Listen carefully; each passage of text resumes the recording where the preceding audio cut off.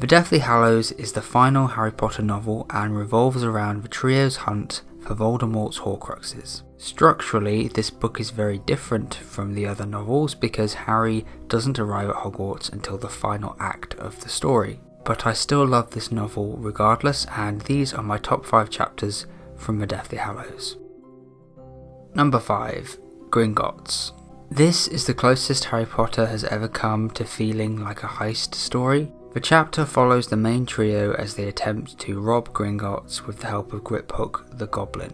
What I like about this chapter is that so much goes wrong. Despite their preparations and disguises, almost every stage of the operation doesn't go smoothly. Hermione does a poor job of pretending to be Bellatrix, Harry is forced to use the Imperius Curse, their disguises are completely blown when they pass through an enchanted waterfall, and the vault they're trying to rob has its own defences as well. This all accumulates with the main trio jumping on the back of a dragon and breaking out of the underground vaults. And this makeshift escape plan is a great finale to such an action-packed chapter. At number 4 I have Kreacher's Tale. This is one of the earlier chapters in the book and it focuses on Kreacher telling the story of how Regulus Black betrayed Lord Voldemort and sacrificed himself in order to steal Slytherin's locket from the cave. Previously, Sirius was presented as the rebel of the family. He was always the heroic one who stood up against his parents' fixation with the purity of blood. But as it turns out, Regulus was noble too and died a hero's death. As great as Kreacher's retelling is, my favourite part of this chapter happens just before. Whilst exploring number 12 Grimmauld Place, Harry discovers a letter written by his mother. It's addressed to Sirius and it simply describes the home life of Lily, James and baby Harry. But it's a very emotional moment and it's nice to see Harry interacting with something his mother once held. On to number 3, The Missing Mirror. This chapter occurs at the start of the final act. Harry, Ron and Hermione arrive in Hogsmeade under the invisibility cloak and avoid the Death Eaters by hiding in the Hog's Head with Aberforth, Dumbledore's younger brother. Aberforth then recounts the story of his brother's friendship with Grindelwald and how this led to the death of his little sister, Ariana. When it comes to Dumbledore's backstory, this chapter is the best account in the series.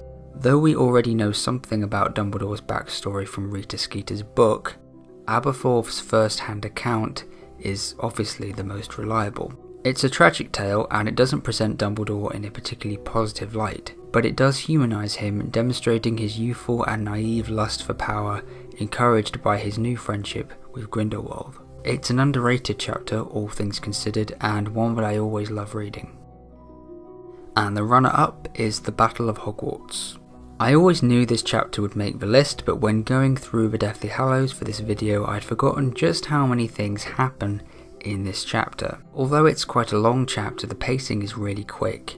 It reminds me of the first 3 books in the series, which are generally more punchy when it comes to pacing. So in this chapter, there's Helena Ravenclaw's backstory, Ron and Hermione's first kiss, the big sequence in the Room of Requirement with Fiendfire, the destruction of Ravenclaw's diadem, and then it ends with Fred Weasley's death. It's an action-packed series of events that's an absolute thrill to read, particularly if you're experiencing the story for the first time. Which brings me to number 1, The Prince's Tale. This isn't just my favourite chapter in the Deathly Hallows, this is my favourite chapter in the entire series.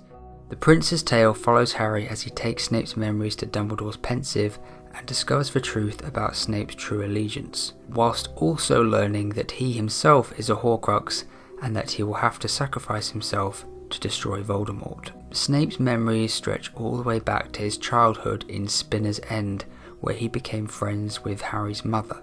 We then follow the young Snape to Hogwarts and witness flashes of his teenage years, including his fallout with Lily. As for his adult memories, we witness Snape's conversations with Dumbledore and learn about his love for Lily and his promise to protect her son. It's a fascinating and emotional sequence that ties up plot threads going all the way back to the first book. Even as a child reading the Deathly Hallows for the first time, The Prince's Tale was my favourite chapter, and 15 years later, my opinion has not changed.